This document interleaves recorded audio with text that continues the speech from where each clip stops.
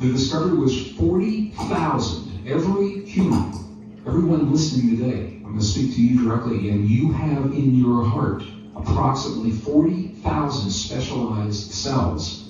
They're like brain cells, but they're not in your brain. They're in your heart. They're called sensory neurites. So they are brain-like cells in the heart. They are concentrated in such a degree that they actually call this the little brain in the heart.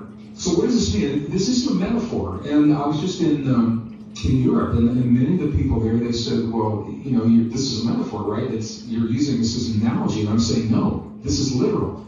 These neurites in the heart, the little brain in the heart, they can learn independently from the neurons in our brain. They can think independently from the neurons in our brain. They can remember independently from the neurons in our brain, and they communicate with us separately from the neurons in our brain in a language that we may or may not recognize. Because we are conditioned to see the world through our brain, and if we're lucky, at some point in our adult lives, we get to connect with our hearts. So we have now access to these sensory neurites. We can work with the brain independently of our heart, and I think most of us know how to do that very well. We can work with the heart independently of the brain. Scientists say it's all about the brain, forget about the heart. And I've been around a lot of my friends who say it's all about the heart, forget about the brain. They actually chastise the brain, the left brain is this bad thing. But here's what the science is showing us. Both of those ways of viewing ourselves are incomplete. When we marry the heart and the brain together, when we harmonize the heart and the brain, this is the extended neural network that makes us different from all other forms of life. This is where our deepest empathy, compassion, intuition comes from. And so people say, well, why would you want to do something? What would be the purpose of harmonizing your heart and your brain? But it means more if you know that there's something very, very special about this. So when we are able to harmonize the little brain in the heart with the big brain in the head, we can do that. Heart-brain harmony. So many benefits, and they're different from one another. But for example, we can process information very, very quickly. Really fast information recall. And it makes sense. Here's the reason why. Because when we access information with our heart, with our intuition, we don't go through the logic and the fear and all the self-esteem and all the doubt that we have in our brain with our ego and our mental functions. Our heart doesn't work that way. Affirmations are very, very powerful tools to implement change in our lives anytime. But they are especially potent. Here's the key. They are especially potent if we are communicating with our subconscious in a language the subconscious recognizes, through channels that the subconscious recognizes. So when we harmonize our heart and our brain, what we're doing is we're opening, it's a hotline to the subconscious. That's where we would introduce our affirmations of our perfect relationships or our healing. This is where the healing begins in our bodies.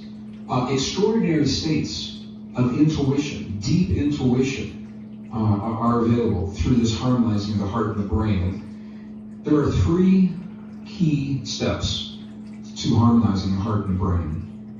And the first one, it sounds obvious, and there may be a little bit more to it than what we've been led to believe. It is, I'm inviting you to shift your awareness from your thinking mind into your heart.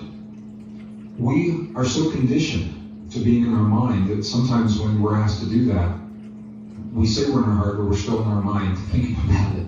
So what I'm going to invite you to do is something I've learned from my indigenous friends all over the world, shamans, yogis, monks, nuns, abbots in the monasteries, and they all do the same thing. I'm going to invite you to gently touch your heart center in a way that's comfortable for you. It can be with a single finger, right over your sternum. It can be with an open palm, as they do in the Mayan traditions and in some of the Middle Eastern traditions. The Buddhists will create a prayer mudra and actually nestle their prayer mudra right there right there in the little hollow in their chest, that gentle pressure, in whatever way is comfortable for you. And here's the thing, here's why this is important. Because your awareness will always go to the place in your body where you feel the touch, where you feel the sensation. So in whatever way is comfortable for you to touch your heart center now, that will draw your awareness, and that will promise that you have shifted from your mind into your heart. It's step number one. Now I'm going to do the same right here. Just allow your awareness to move to the place where you feel that touch.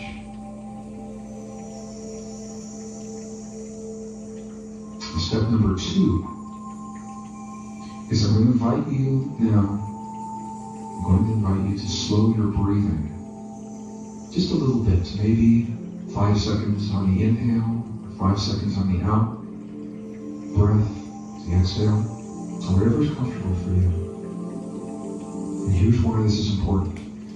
This sends a very, very powerful signal to your body. The first signal, shifting from your mind to your heart, that says I'm turning my attention inward. That's powerful. The second signal right now is when you slow your breathing. The only time you would breathe this way is when you are in a place where you feel safe. So you're telling your body, right now, I'm in a place that's safe. And that frees your body to let go of the stress hormones and the feelings of stress. And when that happens, it awakens the healing chemistry, because your body can only do one or the other. So now that we're letting go of those stress hormones, we're now giving our body permission to awaken the healing chemistry in our bodies, powerful immune response, anti-aging hormones, all of those. So breathing a little slower from the place where you feel the touch, telling our body we're safe.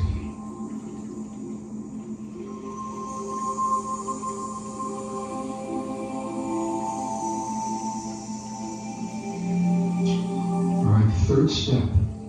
This is very, very key. This is very powerful, very potent. Is about feeling.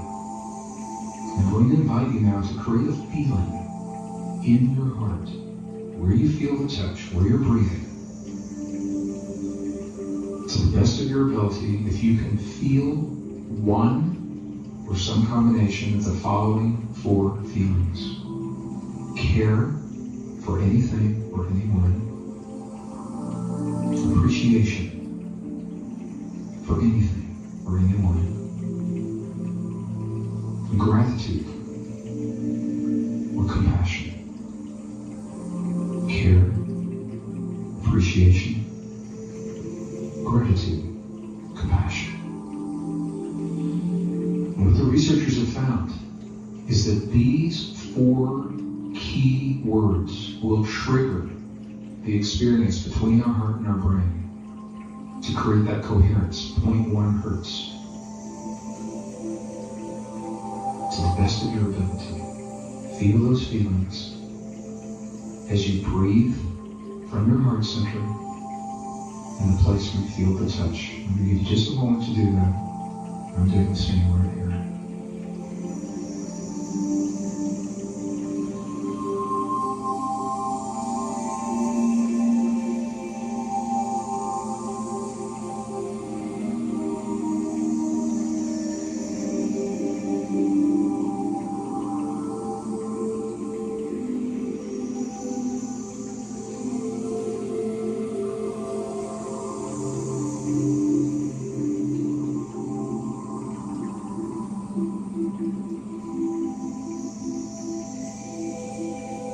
If you'll take one more deep breath, please. And as you release that breath, what I want you to know is this act, this very ancient, very primal act, it is the key to the deepest truth of who you are as an individual, who you are in this world.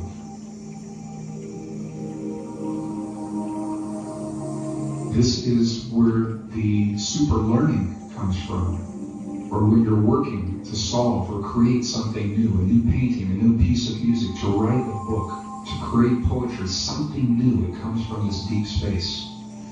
This is the process that gives you resilience to a changing world and allows you to embrace change in a really healthy way. And once again, if you're not into any of those things, it is a trigger for over 1,300 biochemical reactions, from the anti-aging hormones that we didn't even really address in here today, but I do in the new books, to our immune response, cardiovascular health, all of these from this very simple, ancient, primal, and simple, easy act. So I invite you now to take one more deep breath. I do the same and release gently.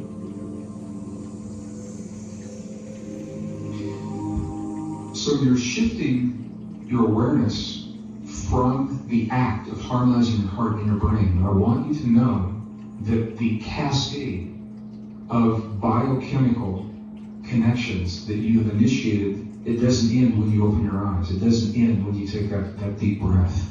They will continue. And what the laboratory studies have shown, again, is that they will last at least 6 hours. The immune response in your mouth, the SIGA immune response, most powerful, first line defense in our immune system, is kicked into overdrive from doing this right now. It lasts over 6 hours. And all you did was to have a feeling and to breathe in the most natural way.